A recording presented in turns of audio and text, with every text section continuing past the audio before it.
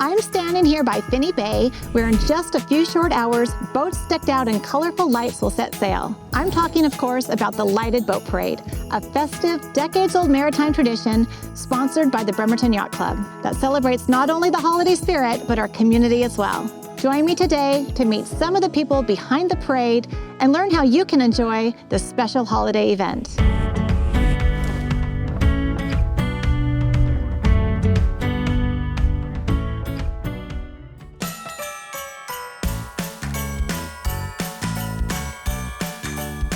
I'm here inside the Bremerton Yacht Club with Commodore Tony Burnett. Welcome, Tony. Thank you. I'm really looking forward to learning more about the Lighted Boat Parade. Can you please share a little bit about your role with the parade?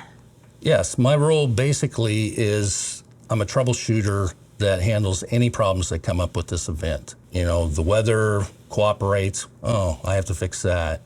The Santa boat doesn't get underway, oh, I have to figure out what I have to do to fix that. So basically that is my role. Your role is troubleshooter. Yes, it is.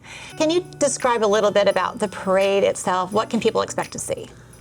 So I like to reference that like many houses and yards that go by your house out there. You can see all the captains, they've decorated their boats, lights, themes, blow up decorations. It's really a good event for our community and us to kind of get together and celebrate Christmas. Oh, that's so cool. And you do 2 nights. So on Friday night and Saturday night, you do different parts of the bay. So what do you do on Friday night? So Friday night is usually we go up towards Manette and all that. It's 3.5 hours long. 300 to 400 kids. Oh, wow. So it's still a lot. That's a lot. Well, the second night we go towards Silverdale and we get 500-600 people and different stops along the way. And of course, Santa will be there. Yeah, Santa will be out on the water. People can go and sign up on our website. They can put the child's name, a brief description of what message that they want their child to have said to them, and the place where they are, so we can make sure that we hit all the right spots, all the children, and they can have all that Merry Christmas cheer.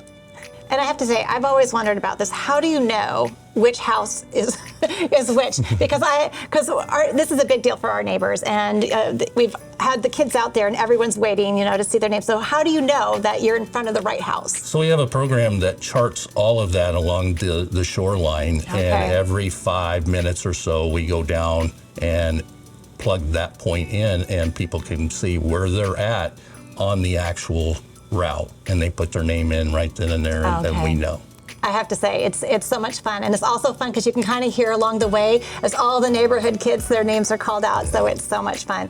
And so I know there has to be a ton of planning that goes into this. Can you tell me a little bit about that? Because I don't think people realize how much really goes into having everything choreographed and going great that night. Have you got 6 hours? Well, maybe not that. Yeah, there is so much that goes on. So many people that volunteer to put this event on. I have a lighted boat captain that goes out there 2 days before the event, charts the whole course, looks for all the hazards. He gives us an actual brief before we go out there, both nights.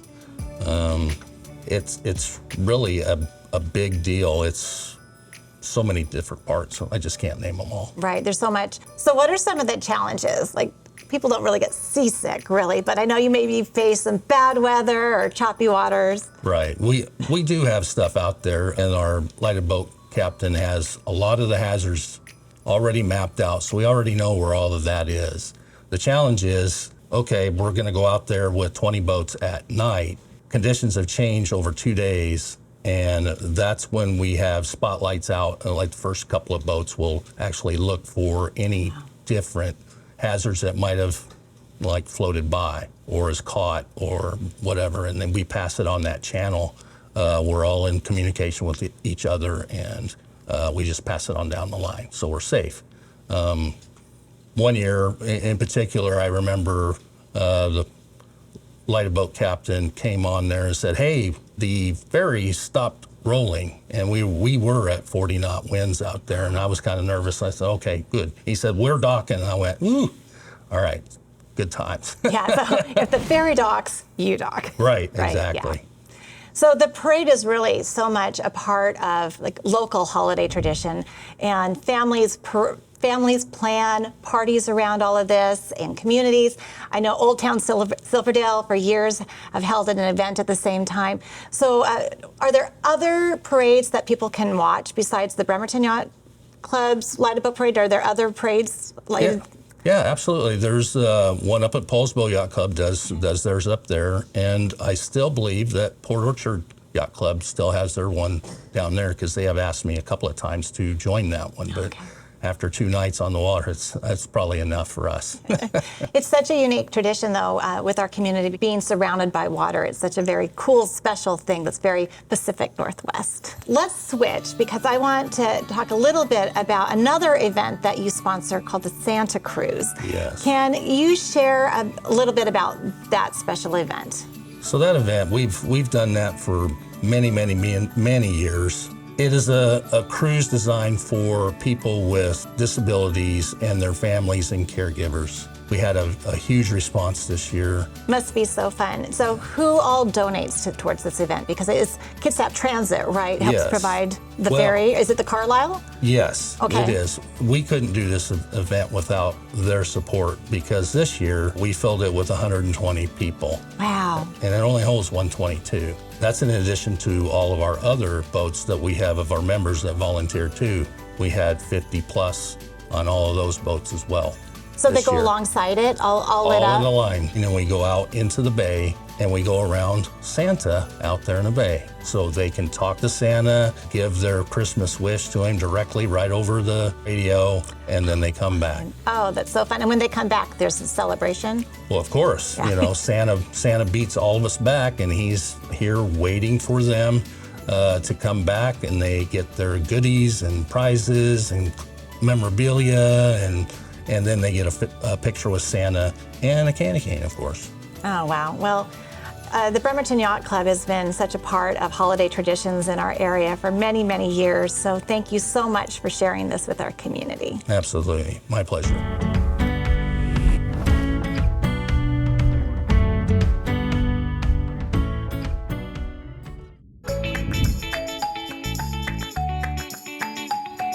I'm here with longtime club member John Burwell, and we're getting ready to decorate his boat. And when did you first start participating in the Lighted Boat Parade? My first recollections of the Lighted Boat Parade were when I was quite young, and my grandparents lived on Erlin's Point Road. We would come down there as kids and watch the boat go by and have Santa call out our names, and that was all great fun. But then we'd jump in the car and we'd drive around to our home in Chico, up Eldorado Hills, and we'd watch them go by again. And about the time the boats went on by, we'd hear a siren down the hill, and we'd rush out to the driveway, and a fire truck would go up the hill, and on the back of the fire truck was Santa. A lot of Santas that day. And we'd get our candy canes, and that pretty well then took care of our holiday Lighted Boat Parade season, and we do that year after year after year. And to this day, we still gather at my grandparents' house, now my folks' house, and have all our families there and enjoy the parade. What a wonderful family tradition. Yes. So let's talk a little bit about decorating the boat, because it's got to be a little bit trickier than decorating a Christmas tree. It's different. It's more like decorating out in your yard or on the house. In my case, I have larger panels that are down the side of the boat. At the stern of the boat, I've got a shepherd, and then we've got a few sheep. We've got the star up on high, and that should pretty well complete it. So then do other people, they can decorate their boats, whatever their holiday tradition is. So what Yeah. kind of what other boats will we see? Well, you'll see, Christmas trees, stars. The boat down the next string there, they'll be out there with the infamous Leg lamp from A Christmas Story. I know that's So- one my family always waits for, the leg lamp. Yeah. 'Cause it sounds like you really have the opportunity to get creative. You do, and once you get them built up, you tend to reuse them year to year. But there's always new boats coming out each year, and so there'll be something new to see every time. And I think we'll have close to 20 boats this year. Oh, wow, that's wonderful. Yeah, and if we have weather like this, it should be a really nice cruise. So tell me a little bit about what it's like actually being out on the water. There's got to be some choreography that's going on to get everyone synced to to go out there? Yeah, we try to do as much as we can to make it a safe experience. It's a challenge to go out there at dark, but we'll start Tuesday. We'll have a boat going out, and they'll run the entire Friday night and Saturday night courses. They're going to chart every buoy that's out there, every boat that's anchored out there. Wow. And most of the boats will have all those on their chart plotters on their boat and be able to see that so that we know where we are relative to hazards. We have a pre-sail safety brief, and we have a pretty stringent radio protocols so that we all are listening to the lead boat. We're slowing down, we're speeding up, we're deviating, and it works out pretty well. And what are some of the other challenges? Because like weather, because I think everyone waits to see if the boats are going to come if there's been snow or rain. Like we're beautiful right now, but you know, we always cross our fingers too. The big one is wind. And if it's blowing 15 knots steady or more, then it can get pretty choppy out there, and it gets to be probably a not safe situation. And so every once in a while we have had to call them off. It was just a couple of years ago we had to cancel the Friday night, and I manage all the greetings for Santa. And all of a sudden we had all these people Saturday morning that had planned to be somewhere on Friday night that now wanted to be somewhere else on Saturday. So we're reworking all the greetings and getting them all repositioned, and that was quite the challenge. So fun, which is such a great tradition. So now I'm wondering if we have an opportunity, since it's a little bit nice right now, to go decorate your boat. I think we can do that. All right, I can't wait to help. Okay. Pull the tight along here. I've got this one all tied up here. You got it? All right.